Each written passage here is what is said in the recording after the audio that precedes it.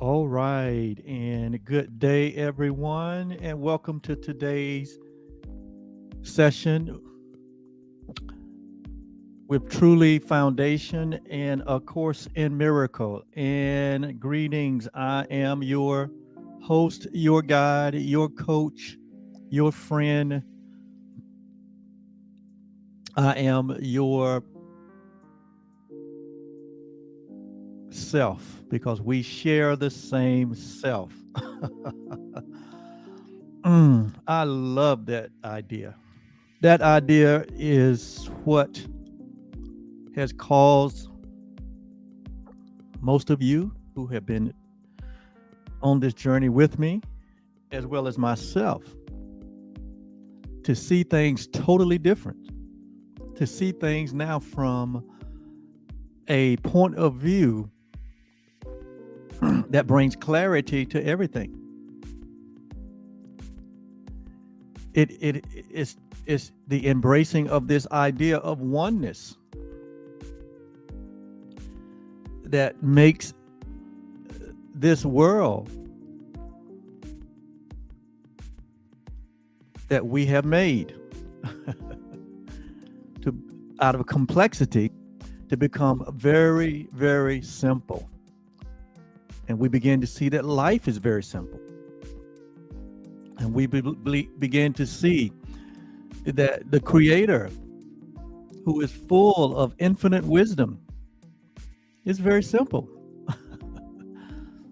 It's amazing how we have taught ourselves complexity,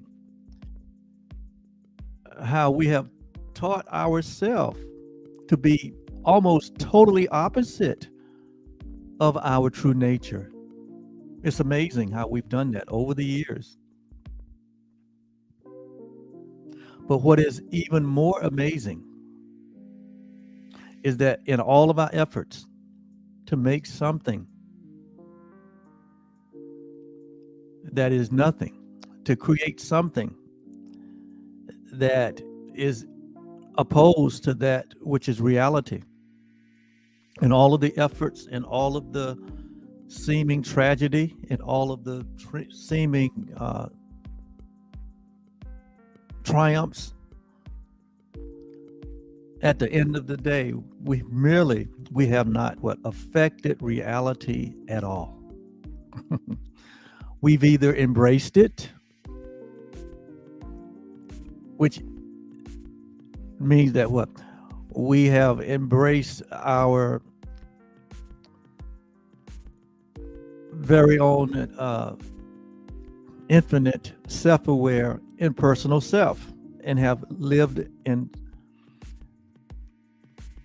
a level of peace, or we have denied it or decided to not recognize it and have gone about to try to create something that we think will give us peace, only to find that there is no peace other than the peace that comes from God only.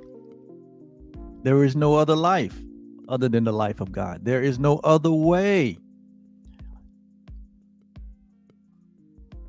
other than the way of God. There's no other plan.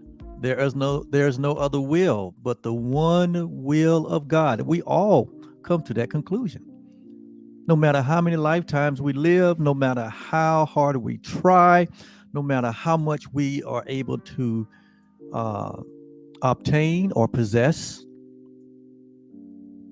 no matter how glorious and glamorous we make ourselves or we create the landscape, it doesn't matter. When it comes down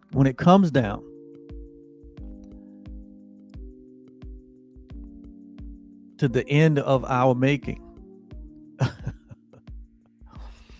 I like it the way Jesus said it. He said, every knee shall bow, every tongue shall confess. So it's not literally talking about a bowing down or a cowarding down, or he's not indicating that we are in any manner inferior to our Creator or even to him or any other guru. or any other teacher or any other religious person or any other famous person. It's not saying that there's an inferiority here, but what it is saying is that the truth, that there's only the one life, the one creator, the one source, and that we all have our life in that one source, and that is changeless, that is our reality, and it cannot be altered. And so today, as we look at workbook lesson number 227,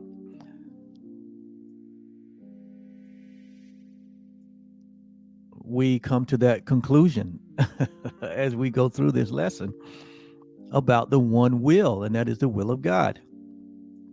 Now, and the reality is, it is our will also.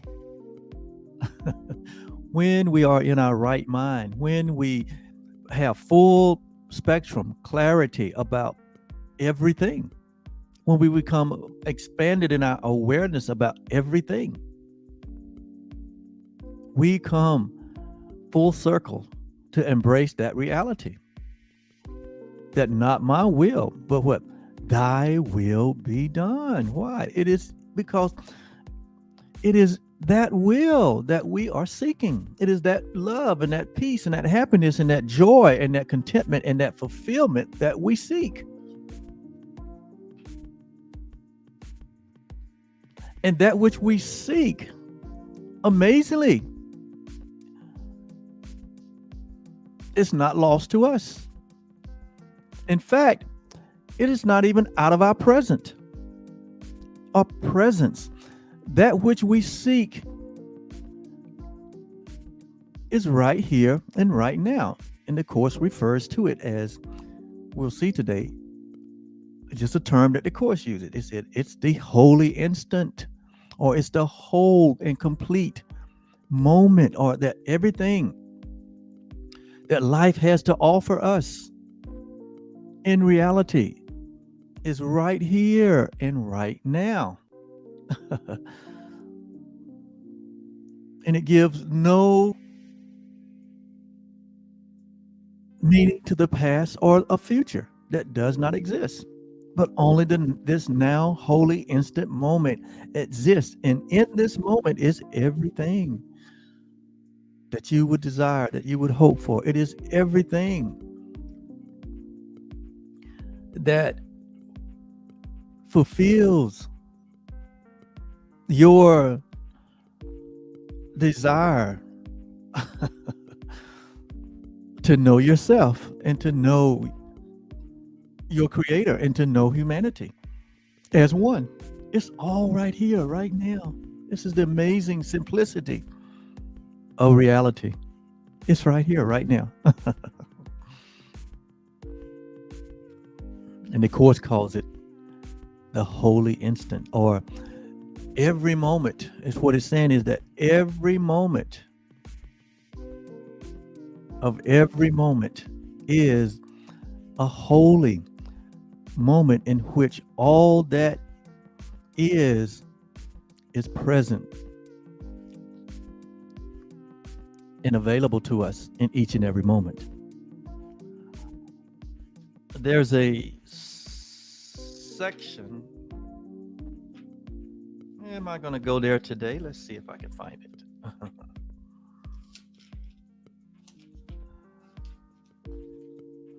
There is a section in here on the holy instant. There's a section in the not in the workbook, but in the text on page 309 under the chapter on practicing the holy instant. I just want to read a few of these lines so we can have an idea of what it means when we talk about this holy instant or presence. It says, this course is not beyond our immediate learning. We can learn this immediately, unless we believe that what God wills take time. The will of God takes no time at all. It is all fully, readily available in each and every moment. Anytime in the goings and comings of your day, in the events of your day, in the activities of your day. You can, in that moment, in that instant, turn to the truth that is true always. And in silence and in stillness, abide in that reality in any moment of the day, even as you're going about the regular activities of your day. You can turn your mind to the light. You can turn your attention to that which is true about you and true always. And it says,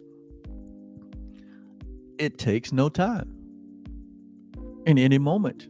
It's a decision that we make. And we're making decisions all day long about where we're focusing our attention, what we're giving our credence to, how we're seeing ourselves and how we're seeing each other. We're making decisions every moment of the day. And so what the Course is saying here is that every moment of the day is an holy instant by which we can release ourselves from all the illusions and the falsehoods that we have been pursuing that has not brought us happiness. And in any moment, we can turn to the reality of our oneness with each other and with our Creator. And so it said it takes no time. The will of God takes no time.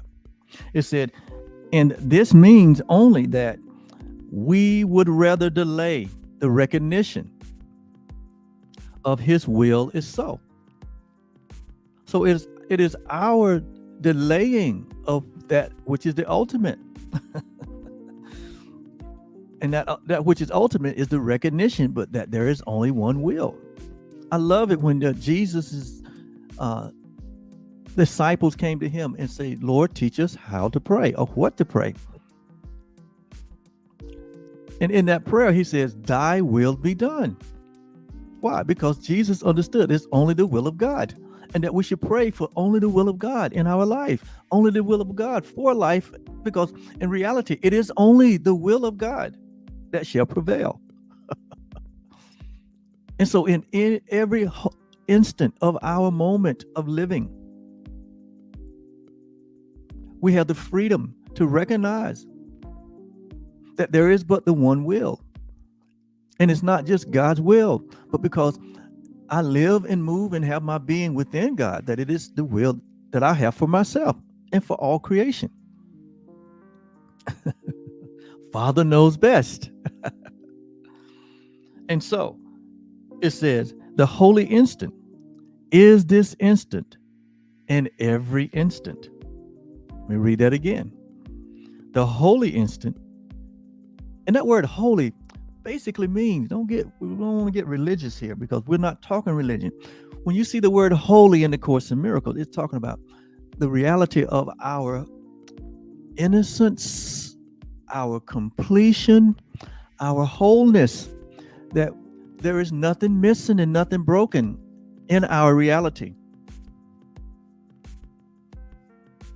We're not the littleness that we appear to be in this world. But in reality, we are the magnitude of all that God is. In other words, we magnify that which our Creator is. We magnify love. We magnify joy and peace. That's why when we make a decision to present ourselves contrary to happiness and joy and peace, which is only a decision, we're not representing the magnitude in which we are. We're not allowing the glory that we are to be made manifest. That's a decision that we are making. But we can choose again. And so it says, each instant is a holy instant. This instant and every instant, this moment and every moment. It says, the one you want it to be, it is. So what do you want in this particular moment? Do you want the will of God? Do you want to abide in your true nature, your true identity, your true essence as an infinite, impersonal, and self aware being that is the same being that God is? Do you recognize that? Not only in yourself, but in all others? It says, the one that you would have it to be is lost to you. You must decide when it is. Notice everything is our decision. And we want to think that it's not, but it is. It is our decisions that we experience. Delay it not. There's no need for delay. It says, for beyond the past, notice now, and the future, beyond the idea of a past and a future, where we will not find it. It's not in the past. It's not in the future. The holy instant is not in the past or in the future. The will of God is not in the past or in the future. It says, it stands in shimmering readiness for our acceptance. When? In every moment, in every instant. It stands in shimmering readiness. What does? Our reality, our oneness. It says, yet we cannot bring it into glad awareness while we do not want it. So what do we want? What do you really want? What do I really want? We are deciding that in every moment. What do I want? Do I want reality or do I want unreality? Do I want the light or do I want the darkness? Do I want peace? Do I want love? Do I want the happiness? We're deciding in every moment. And it says, for it holds the whole release from littleness. So here, really what's at stake here is our reality. And how do we embrace our reality? Are we afraid of the magnitude that God has created us as? Or do we choose to cow down to the voice that speaks for littleness, which we're not? The ego is always seeming to put us down. The ego thought system, the thoughts of the ego, always seem to make us so much less than we are. Whereas the voice for God is all about our magnitude. It's all about our glory. And we're making a choice of which voice to hear, which voice to give credence to give value to. It says the instant in which magnitude, notice now. So this is about littleness versus magnitude. The ego will have you to think of yourself in littleness, limitation, sin, guilt, and fear. All that has to do with littleness. But the voice that speaks for God will speak the truth to you about your magnitude, about what God gave in creation. And now we are that. And so the instant that in which magnitudes dawn upon you is but as far away as you desire for it. As long as you desire it not and cherish littleness instead, by so much is it far from you.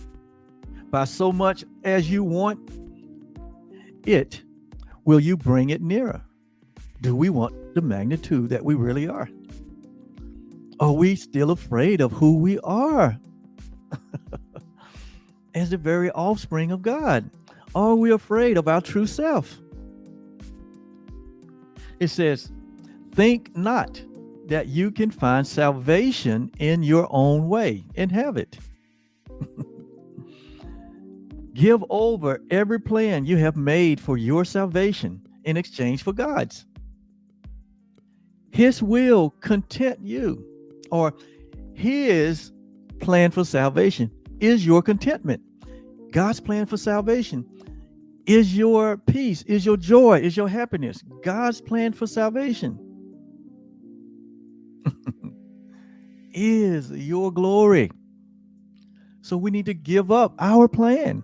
He says, and nothing else can bring you what? Peace.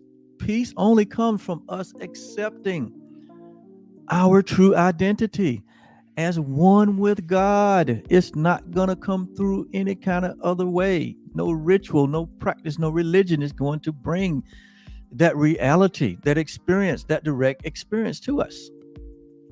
You remain as God created you. You are the innocent, holy home of God. Right here, right now, in this holy instant. There's nothing else to do. There's nothing else to be. There's nothing else to give. There's only a direct and immediate acceptance of this reality for yourself in this holy instant.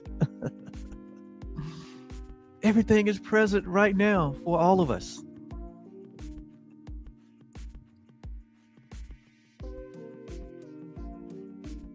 I love this. For peace is of God, and no one beside Him. Our very life is God's life. Our very being is God's being. And so as God is, so are we in this world. And how is He?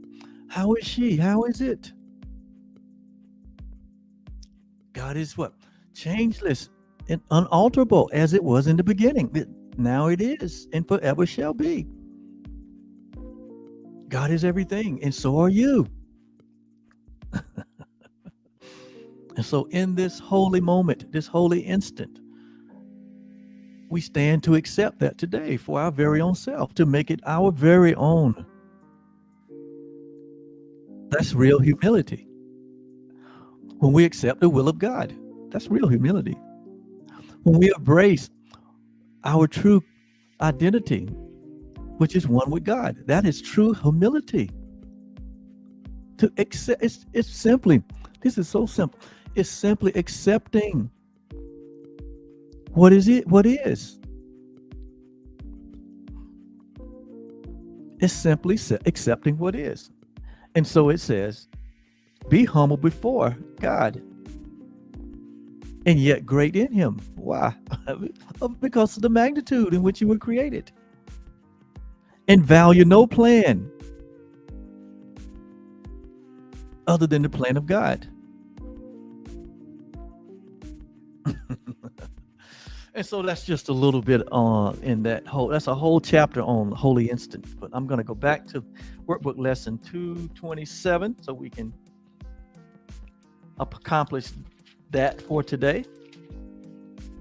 And so the lesson for today say, this is my holy instant of release. See, where there's holy instant, there is a release. Release from what? A release from that which we held in place. That which we held in falsity, that which we held, which was unreality, that was not true about us. We release ourselves from that. In this holy instant, it is our release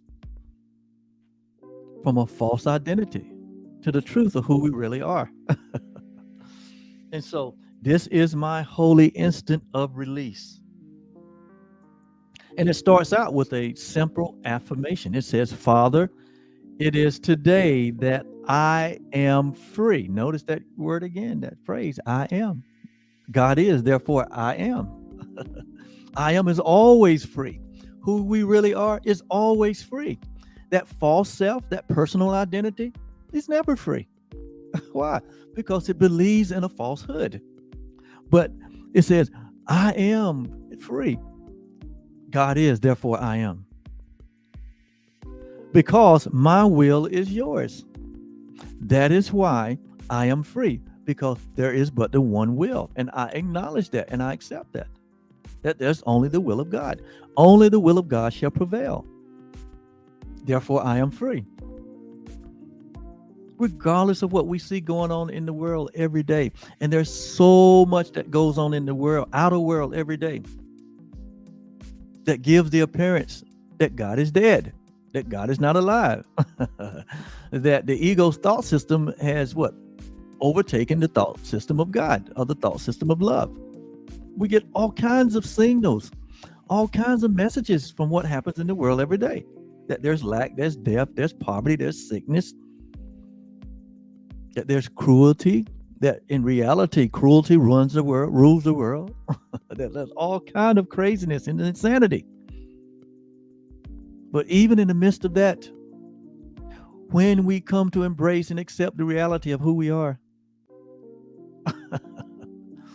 even all of those signals and communications that appear to be opposed to this reality, we realize that they're all illusions and they don't mean anything. They mean nothing. The truth is still the truth. Who we are has not been affected. Who you are has not been affected. Any of the dreams or the falsehood that we have embraced and held is valuable. Because what? There's only the one will. And it's, like it said, many are the plans that's in humanity's hearts, but it is only the purposes of God that shall prevail. Well, what is the purpose of God? For us to come into the knowledge of the truth. All humanity wake up to the reality of who they are. That is what we're going to prevail. It says, I thought I made another will. That's what we thought. Until we wake up to the truth, we think that we have our own personal will. It says, yet nothing that I thought apart from God really exists. Only the thoughts that I think with God exist. Only God's thoughts will remain. Only God's thoughts are timeless and formless. All of the thoughts, all of the ideas are only temporary. And they will come and they will go. They will fade away. They will pass away. And so it says, and I am free because I was mistaken and did not affect my own reality at all by my illusions.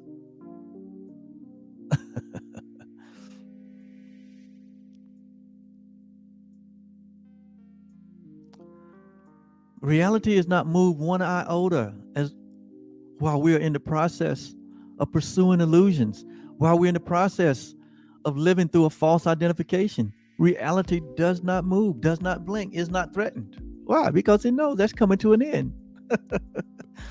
just like we know that every human body eventually comes to a standstill. Well, God knows that all of our foolishness, all our mistakes will eventually come to an end. And only the will of God shall prevail.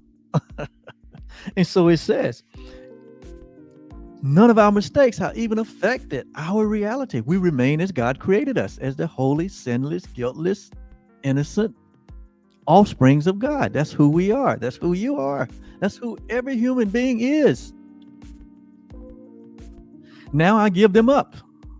Give up what? My illusions. And lay them down before the feet of truth. We bring the illusion to the truth. It's like bringing the darkness to the light. When you bring darkness to light, what happens? The darkness dissipates. When we bring illusions to the truth, what happens? The illusion dissipates or disappears. When we bring our false self under the bright light of our reality, of the one being that shineth and that is shared as God, that false self, it eventually disappears into the nothingness that it was. It was just a temporary experience. And so now I give them up and lay them down at the feet of truth to be removed forever. Where? From my mind. Because all this was happening in a mind that believed that it was separate from its source, separate from God. And that's impossible. And so it says, this is my holy instant of release. What is our holy instant? The holy instant of relief is when we have our minds renewed or transformed into the thoughts, into the reality of the one God is. That is the holy instant. And we can go there in every instant, in every moment, by choice. We remind ourselves of who we are. That is the holy instant. When we are challenged during our day, what do? Do we see ourselves in littleness, or do we see us in magnitude and remind ourselves of who we are? That's the holy instant. It says, this is my holy instant of release. It says, Father, I know my will is one with yours. We embrace that there is but the one will of God, and it is our will too. That is the holy instant. That's the moment when we remind ourselves that we remain where God created us, in his very heart, in his very life, in his very being, and we live and move and have our being in every moment, in every instant of every moment, in that beingness. So there's nothing to fear. There's nothing to be threatened about. That which is real cannot be threatened. So your reality is intact. Who you are, what you are, your inheritance, what God has created you to be, the experience of being infinite, your experience of being a shared being can never be threatened, can never be altered, can never be changed. You remain as God created you. Yes, we all do. And the only thing that stands between the direct experience of that is the recognition of it and the turning away from the dream of being these separate beings. The only thing that stands between that. And so today we find our glad return to home, which the Course calls heaven. We find our glad return in this instant, which we never really left. We have never left the heart of God. We have never been separate from our Creator. We've never been sinners. We've never been all these things that we labeled ourselves to be, other than that which God created. It was us playing the game. It was us dreaming and having a nightmare that we don't even want to experience. But now that we have awakened from the dream and stand in this holy instant, and we're face to face with that which we are, we fully accept and embrace it in this holy instant. We return to the place that we never left. It says, we have never left. It says, what God created, which is you and me. It says, this day we lay down our dreams of a personal self, of a false self, of a sin-conscious, guilt and fearful self. We lay that down because that is not who we are. We lay down the littleness that we try to make of ourselves. And we see the magnitude of which God created us likened to himself. And it says, the Son of God, or what? That which God created, which is you and me. It says, this day we come home again, released from sin consciousness. And now we are clothed in holiness. We're clothed in that which we have always been clothed in, but just not aware of. Clothed in wholeness and completion. Nothing missing, nothing broken. It says, with our right mind restored. Be not conformed to this world, but be ye what? Transformed. Be ye restored into your right mind. Be restored to the sanity of your magnitude in God.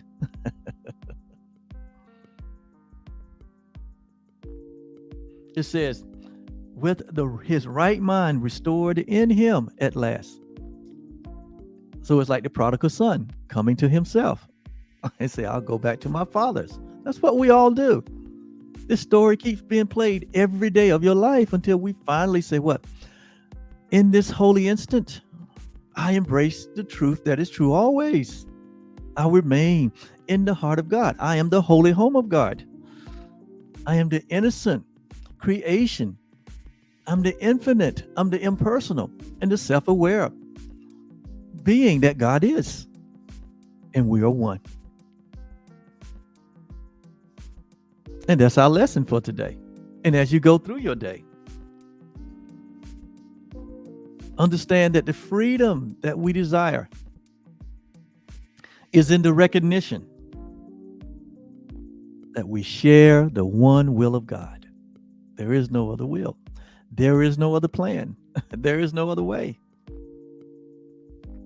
And we wouldn't want it any other way, because all other ways lead to despair and suffering and pain and anguish. There is but the one way. Jesus said it. That is narrow. In other words, he's saying it's simple. Not my will, but thy will be done. That is the simple way. And it's all about embracing your magnificent self. And as you embrace it today, go out and share it with everyone. Be your magnificent self. This is my holy instant of release. We've been released to be our what? Magnificent self. The magnitude that we are. Thank you so much. This is Workbook Lesson 227. And join us tomorrow when we'll be back with more of the same. Have a great day. We love you. Bye-bye.